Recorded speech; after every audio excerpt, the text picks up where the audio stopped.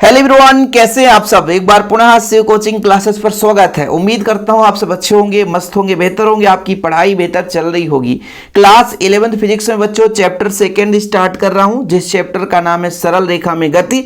मतलब इस चैप्टर में पूरा का पूरा आप एक रेखा में गति कर रहे वस्तु का अध्ययन करेंगे, उससे संबंधित विभिन्न प्रकार के तथ्यों का अध्ययन करेंगे। तो चलिए शुरू करते हैं बच्चों। इसके पहले हमने जो भी वीडियोज प्रोवाइड किया है वो आपको हमारे चैनल पे प्लेलिस्ट में क्रम से मिल जाएगा।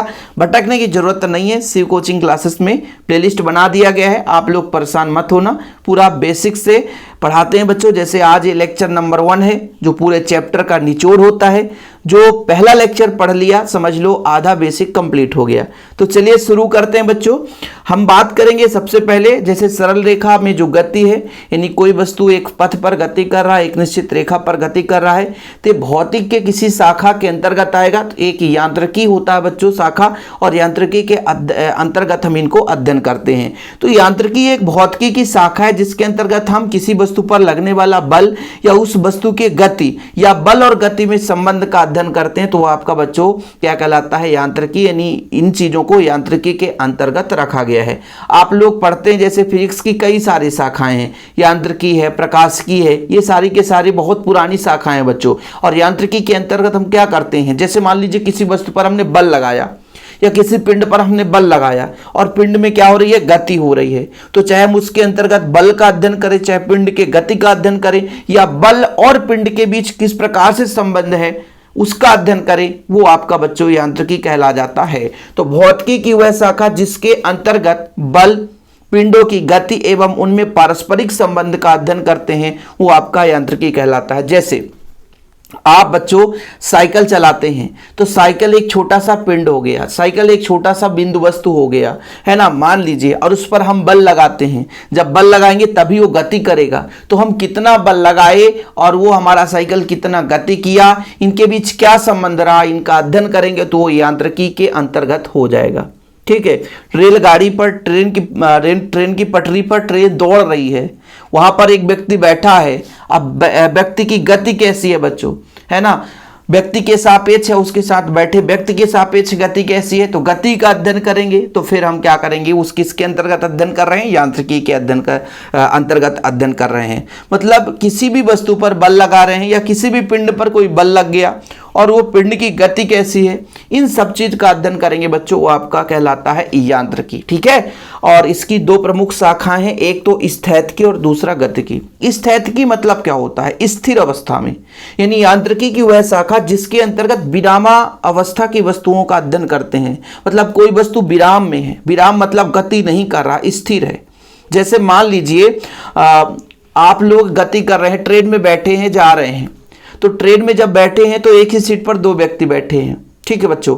तो आप अपने बाजू में बैठे व्यक्ति के सापेक्ष विराम अवस्था में हो, लेकिन आप गत्यावस्था में हो। जैसे मान लीजिए प्लेटफॉर्म में ट्रेन जा रही है, तो जो प्लेटफॉर्म में खड़ा व्यक्ति है उसके सापेक्ष आप गति कर रहे हो, लेकिन आपके साथ जो बैठा व्यक्ति है उसके सापेक्ष आप स्थिर हो। तो विरामावस्था में भी इसका हम अध्ययन कर लेंगे और गत्यावस्था में भी अध्ययन कर लेंगे।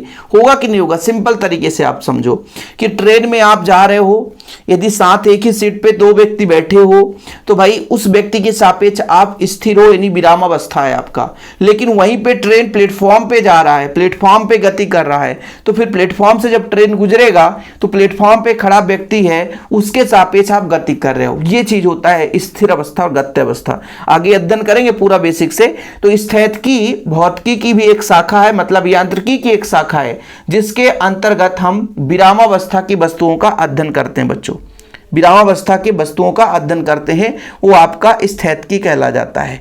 यानी स्थैतिकी के अंतर्गत किसी वस्तु को संतुलन में रखने वाले बलों के प्रभाव के अधीन उस वस्तु के गति का अध्ययन करते हैं। यानी उस वस्तु को स्थिर बनाए रख रहा है, भले वो गति कर रहा है लेकिन स्थिर अवस्था में उसको हम शो कर रहे हैं, तो उनके बलों का अध्ययन करेंगे, वो आपका स्थैतिकी कहलाया। बहुत अच्छे से एग्जाम्पल समझाया ना, कि जैसे आप ट्रेन में बैठे हो, तो ट्रेन में जो दूसरा व्यक्ति बैठा हो उसके सापेक्ष आप स्थिर हो, आप विराम में हो, इसलिए आपका विरामावस्था है। लेकिन वहीं पे ट्रेन से बाहर जो प्लेटफॉर्म में खड़ा व्यक्ति है उसके अपेक्षा आप गति करो, क्योंकि पूरा ट्रेन ही गति कर रहा है, तो आपका गत्यावस्था हो जाता है।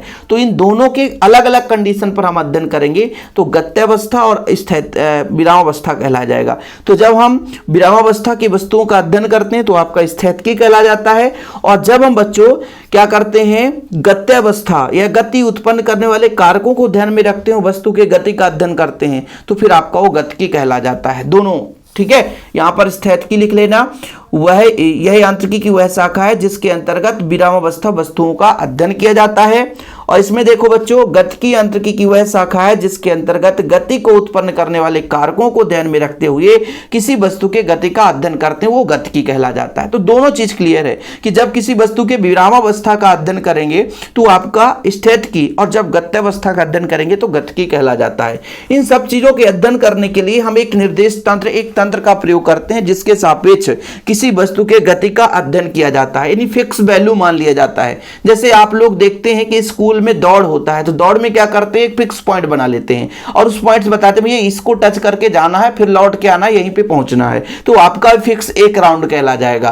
फिर बोले भैया दूसरा राउंड भी दौड़ना है तो फिर टच करके जाना है। ऐसे ही किसी वस्तु को अध्ययन करने के लिए एक तंत्र बना लिया जाता है ताकि किसी वस्तु का अध्ययन आसानी से किया जा सके, उसे हम निर्देश तंत्र कह देते हैं। मतलब वो निर्देश देता है कि हम जीरो पे हैं, तुम कितना दूरी दौड़कर लौट रहे हो वो आपको बताना है भाई, तो फिर वो आपका एक फिक्स वैल्यू हो गया, वह एक निर्देश तंत्र कहला जाता है जिसके सेंटर पॉइंट को हम हमेशा जीरो मानकर चलते हैं कि यहां से आप एक्स अक्ष पे चलोगे, यहां से आप वाई अक्ष पे चलोगे, यहां से आप जेड अक्ष पर चलोगे तो इतनी दूरी पर जाओगे। ठीक है ना। जैसे आप लोग गेम में देखते हो ना कि एक फिक्स पॉइंट बना दी जाती है कि जब आप यहां से दौड़ोगे तो ये हमारा जीरो पॉइंट है, यहां से कितना मीटर दौड़ रहे हो वो आपकी इच्छा है। जैसे आप मान लीजिए जंप करते हो ना, लंबी कूद, बहुत सारे गेम्स होते हैं, तो पहले एक लाइन बना दी जाती है कि जीरो लेवल है, इसके बाद आप 1 सेंटीमीटर 2 सेंटीमीटर जंप किए, 3 सेंटीमीटर जंप किए, 4 सेंटीमीटर 5 सेंटीमीटर 1 मीटर 2 मिनट कितना जंप किए वो आगे माना जाएगा। ऐसे ही किसी वस्तु का अध्ययन करने के लिए एक तंत्र बना दिया गया कि भैया एक फिक्स वैल्यू है, यहां से वस्तु किस दिशा में गति कर रहा है उसका हम अध्ययन करेंगे, तो आपका निर्देश तंत्र कहला जाएगा। निर्देश तंत्र को दो भागों में बांटा गया है, एक जड़त्वीय निर्देश तंत्र और एक अजड़त्वीय निर्देश तंत्र। बहुत सिंपल तरीके से समझेंगे। जड़त्वीय निर्देश तंत्र मतलब जड़त्व मतलब स्थिर, समझिएगा। ठीक है। जड़त्व मतलब स्थिर, और अजड़त्व मतलब जो स्थिर ना हो। जैसे हम पृथ्वी पे बैठे हैं, हमारे सापेक्ष तारा स्थिर दिखाई देता है, तो जब हम तारों का अध्ययन करेंगे वो जड़त्वीय निर्देश तंत्र हो जाएगा। एक फिक्स वैल्यू निर्देश लेंगे, हम एक तंत्र का प्रयोग करते हैं जिसके सापेक्ष हम किसी वस्तु का अध्ययन करते हैं। यह चीज तो क्लियर है आपको। निर्देश तंत्र है क्या? निर्देश तंत्र एक ऐसा, जैसे देखिए आपको बहुत सारे एग्जाम्पल्स भी मिल जाएंगे, लेकिन आप यहां पे सिर्फ परिभाषा समझ लो, काफी है, दो एग्जाम्पल समझ लेना। निर्देश तंत्र का मतलब है जिसके सापेक्ष किसी वस्तु के गति का अध्ययन करते हैं, लेकिन ऐसा भी वस्तु होता है जो हमारे सापेक्ष स्थिर समझ में आता है। जैसे आकाश में तारे जो हैं हमारे सापेक्ष क्या हैं, वो स्थिर हैं, तो उनका हम यदि अध्ययन करेंगे तो फिर बच्चों वो आपका क्या कहला जाएगा, जड़त्वीय निर्देश तंत्र कहला जाएगा। ऐसे न्यूटन की गति के संबंधित नियम में जो है जड़त्वीय निर्देश तंत्र लागू होता है। ठीक है, याद रखिएगा। तो जड़त्वीय निर्देश तंत्र उस निर्देश तंत्र को जड़त्वीय निर्देश तंत्र कहते हैं जो स्थिर अवस्था में होता है या एक समान गति अवस्था में। मतलब एक समान यदि गति करेगा लगातार एक समान, उसके वेग में कोई परिवर्तन नहीं होगा, उस स्थिति में हम अध्ययन करेंगे तो जिस तंत्र का प्रयोग करेंगे जड़त्वीय निर्देश तंत्र है। जड़त्वीय मतलब स्थिर तो हो ही गया, लेकिन एक शर्त और भी है कि यदि कोई वस्तु गति कर रहा है तो एक समान गति होना चाहिए। कोई वस्तु यदि गति कर रहा है तो एक समान गति होना चाहिए। यदि उसमें हम अध्ययन करते हैं तो वो तंत्र आपका जड़त्वीय निर्देश तंत्र कहला जाता है। कई सारे एग्जाम्पल्स हैं। आकाश में स्थित तारे जड़त्वीय निर्देश तंत्र के उदाहरण हैं। और बच्चों जैसे किसी वस्तु में त्वरण उत्पन्न करने के लिए जो वास्तविक बल लगाना पड़ता है वो आपका जड़त्वीय निर्देश तंत्र है। न्यूटन के गति विषयक संबंधित में जड़त्वीय निर्देश तंत्र लागू होता है। ठीक है, ये सारी चीजें बच्चों आप लोग जड़त्वीय निर्देश तंत्र के अध्ययन करते हैं। और जब अजड़त्वीय की बात करते हैं तो अजड़त्वीय में क्या हो जाएगा, गति कर रहा है, उसमें त्वरण उत्पन्न हो रहा है, वेग में परिवर्तन हो रहा है, एक समान गति नहीं करता है। ठीक है, एक समान यदि गति करने लग जाएगा तो भाई फिर वो तो जड़त्वीय निर्देश तंत्र के अंतर्गत आएगा। तो अजड़त्वीय निर्देश तंत्र उस निर्देश तंत्र को कहते हैं जो किसी जड़त्वीय तंत्र के सापेक्ष त्वरित गति करता है। त्वरित मतलब वेग बदल रहा होता है, यदि वेग बदल रहा है तो फिर वो त्वरित गति कहलाता है, ध्यान रखिएगा। वेग बदलता है तो त्वरित गति कहलाता है, ठीक है। तो त्वरित और घूर्णी निर्देश तंत्र अजड़त्वीय निर्देश तंत्र है। वृत्तीय सड़क पर कोई वस्तु मुड़ता है बच्चों तो आपका क्या कहलाएगा, एक प्रकार से अजड़त्वीय निर्देश तंत्र के अंतर्गत उसको अध्ययन करते हैं। विरामावस्था किसे कहते हैं? जब कोई वस्तु किसी नियत बिंदु के सापेक्ष स्थिर है, किसी नियत बिंदु के सापेक्ष, कहने का मतलब दूसरे के सापेक्ष वो स्थिर है तो विरामावस्था कहलाता है। सबसे बढ़िया एग्जांपल मैंने बताया था कि आप बस में बैठे हो, दो लोग एक साथ बैठे हो तो दूसरे व्यक्ति के सापेक्ष आप स्थिर हो। लेकिन बच्चों यदि आप मान लीजिए कहीं बाजू में खड़ा व्यक्ति है, रोड में ही कोई खड़ा व्यक्ति है, उसके सापेक्ष लोगे तो फिर आप गत्यावस्था कहला जाओगे। तो विरामावस्था और गत्यावस्था में दोनों में डिफरेंस है। मैंने रेलगाड़ी का एग्जांपल बता दिया है कि भाई आप रेलगाड़ी के अंदर सीट में बैठे हो, दो व्यक्ति बैठे हो तो एक व्यक्ति के सापेक्ष आप विरामावस्था में हो, लेकिन प्लेटफॉर्म में खड़ा व्यक्ति है उसके सापेक्ष आप गत्यावस्था में होते हो। जैसे यहाँ पे एग्जांपल देखो, गतिमान रेलगाड़ी में बैठा एक व्यक्ति अपने सभी सहयात्री के सापेक्ष विरामावस्था में, किंतु रेलगाड़ी के बाहर प्लेटफॉर्म में खड़े व्यक्ति के सापेक्ष वो गत्यावस्था में होता है। तो ये विरामावस्था और गत्यावस्था का जो आपको कंसेप्ट है वो क्लियर हो गया होगा। चलिए आगे बात करते हैं बच्चों बिंदु वस्तु। हम एक एक पॉइंट लेकर चलेंगे, पूरा बेसिक है ना, ताकि आप लोगों को दिक्कत ना हो सके, और जितना एग्जाम के पॉइंट ऑफ व्यू से इंपॉर्टेंट है वही चीज पढ़ाएंगे। बिंदु वस्तु होता क्या है? हर एक वस्तु को हम बिंदु वस्तु कह सकते हैं, लेकिन वह अपने विमा के सापेक्ष उसकी जो गति है वो ज्यादा हो, यानी तय की गई दूरी वो ज्यादा हो।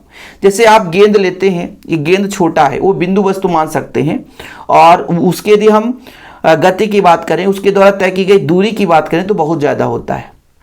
सही है कि नहीं? लगभग 100 मीटर दूरी गेंद यदि हम फेंक दें 100 मीटर तक जा सकता है, 200 मीटर भी जा सकता है, 150 मीटर जा सकता है। क्यों? क्योंकि वो एक तो छोटा सा है, बहुत ही आकार उसका नगण्य है, छोटा है, लेकिन अपने आकार की तुलना में वो लंबी दूरी तय करता है। तो ये आपका बिंदु वस्तु हो गया। जैसे पृथ्वी भी एक बिंदु वस्तु हो सकता है, क्योंकि सूर्य के चारों ओर दीर्घवृत्ताकार मार्ग में बहुत लंबा दूरी तय कर लेता है, इसलिए सूर्य के सापेक्ष पृथ्वी जो है एक बिंदु वस्तु है। तो बिंदु वस्तु हर वस्तु को हम कह सकते हैं, बशर्ते उसकी द्वारा तय की गई जो दूरी है अधिक होनी चाहिए उसके आकार के सापेक्ष में। भाई पृथ्वी का आकार तो बहुत बड़ा है, पृथ्वी बहुत बड़ा है, वैसे भी बहुत बड़ा है, लेकिन उसको हम किसके सापेक्ष बिंदु वस्तु कहेंगे? सूर्य के सापेक्ष उसको बिंदु वस्तु कह सकते हैं। क्यों? क्योंकि सूर्य के चारों ओर दीर्घवृत्ताकार पथ पर चक्कर लगाता है, तो उसको सूर्य के सापेक्ष हम क्या कह सकते हैं? बिंदु वस्तु। तो बिंदु वस्तु का मतलब यह है कि किसी भी वस्तु का आकार विमा उसके तय की गई दूरी से बहुत कम हो, यानी तय की गई दूरी बहुत ज्यादा हो वस्तु के आकार से, तो फिर वो आपका बिंदु वस्तु कहला जाता है, चाहे कोई भी वस्तु हो। बस भी एक बिंदु वस्तु है, क्योंकि भाई दिन भर में वो 200-300 किलोमीटर चल सकता है। तो तय की गई दूरी के सापेक्ष, तय की गई दूरी के सापेक्ष जब वस्तु का आकार बहुत छोटा हो तो आपका वो बिंदु वस्तु कहला जाता है। तो बिंदु वस्तु के बारे में क्लियर हो गया होगा। इसके बाद हम बात कर लेते हैं बच्चों एक विमीय गति, द्विविमीय गति और त्रिविमीय गति। बहुत सिंपल है, जब कोई वस्तु एक सरल रेखा में गति करता है तो उसे एक विमीय गति कहते हैं। बहुत सिंपल है, रेलवे ट्रैक पर दौड़ती हुई रेलगाड़ी, सीधी सड़क पर चलती हुई कार एक विमीय है बच्चों। हम द्विविमीय की बात करते हैं तो जब कोई वस्तु समतल में गति कर सकता है तो आपको द्विविमीय है, और जब कोई वस्तु आकाश में गति करता है तो त्रिविमीय है। बस खत्म कहानी। जैसे वायुयान है, उड़ती हुई पतंग है, चिड़िया है, गति करते हैं तो त्रिविमीय है। आकाश में कोई वस्तु गति करेगा तो वो त्रिविमीय है, सिंपल है। जैसे बच्चों जमीन पर रेंगते हुए कीड़े मकोड़े इधर उधर घूमते रहते तो आपका वो द्विविमीय है। तो एक विमीय द्विविमीय बहुत ही सिंपल है, इसे तो आपको समझाने की जरूरत है ही नहीं है। भाई एक सरल रेखा में कोई वस्तु गति करेगा तो केवल उसमें या तो एक्स अक्ष हो सकता है, या तो वाई अक्ष हो सकता है, या तो जेड अक्ष हो सकता है, कोई एक ही अक्ष होगा। जब बच्चों यदि हम बात करते हैं द्विविमीय की बात करते हैं तो जब एक विमा है ना, एक विमा इधर या इधर हो सकता है, तो या तो द्विविमा में एक्स वाई हो सकता है, वाई जेड हो सकता है, या तो जेड एक्स हो सकता है। ये द्विविमा का ये फॉर्मेट है। और त्रिविमीय में बच्चों अपन क्या करते हैं कि किसी भी दिशा में गति कर सकता है, किसी भी दिशा में। ये आपका एक्स वाई और जेड, जब बिंदु लेंगे तो एक्स वाई जेड तीनों बिंदु आएंगे। तो त्रिविमीय मतलब आकाश, सिंपल है। कीड़े मकोड़े इधर उधर गति करते तो आपका द्विविमीय है। हम साइकिल पे चलते हैं तो आपका एक विमीय है, ठीक है। पतंग उड़ाते हैं तो पतंग किसी भी डायरेक्शन पर घूम सकता है तो आपका वो त्रिविमीय है। तो त्रिविमीय में क्या करता है, तीन दिशाओं पे गति कर सकता है। तो जब कोई वस्तु एक सरल रेखा में गति करता है तो उसे एक विमीय गति कहते हैं, जब कोई वस्तु समतल में गति करता है तो द्विविमीय गति कहते हैं, और जब कोई वस्तु आकाश में गति करता है उसे त्रिविमीय गति कहते हैं। जैसे रेलवे ट्रैक पर दौड़ती हुई रेलगाड़ी एक विमीय है, जमीन पर रेंगते कीड़े मकोड़े द्विविमीय है, नाव में गति जो नाव की गति जो होती है नदी में बच्चों वो द्विविमीय है, ठीक है। समुद्र में नाव जो चलता है वो द्विविमीय है, लेकिन आकाश में जो वायुयान चलता है, आकाश में जो पतंग उड़ते हैं, आकाश में जो चिड़िया उड़ती है, तो ये त्रिविमीय है। तो एक विमीय, द्विविमीय और त्रिविमीय का भी कॉन्सेप्ट आपको क्लियर हो गया होगा। मैं कोशिश यही करता हूं भाई कि हर एक पॉइंट को लेकर चलूं। अगला जो लेक्चर रहेगा काफ़ी इंपॉर्टेंट रहेगा दूरी और विस्थापन को लेकर, जो कि क्वेश्चन हर बार पूछा जाता है, तो अगले लेक्चर में चर्चा करेंगे। चैनल पे पहली बार आए, चैनल को सब्सक्राइब कर लें। यदि इसका हिंदी मीडियम का नोट्स लेना है आपको तो कॉन्टैक्ट नंबर लिख लो, मेरा पर्सनल नंबर बच्चों 968529 ये मेरा पर्सनल नंबर है, 968529 इस नंबर पर आप कांटेक्ट कर लें। छोटा सा चार्ज लगता है 100 रुपये, प्रॉपर रूप से all chapter hand written notes provide किए जाते हैं। तो आज के लिए अभी इतना ही, मिलते हैं अगली वीडियो के साथ बच्चों। जय हिंद, वंदे मातरम।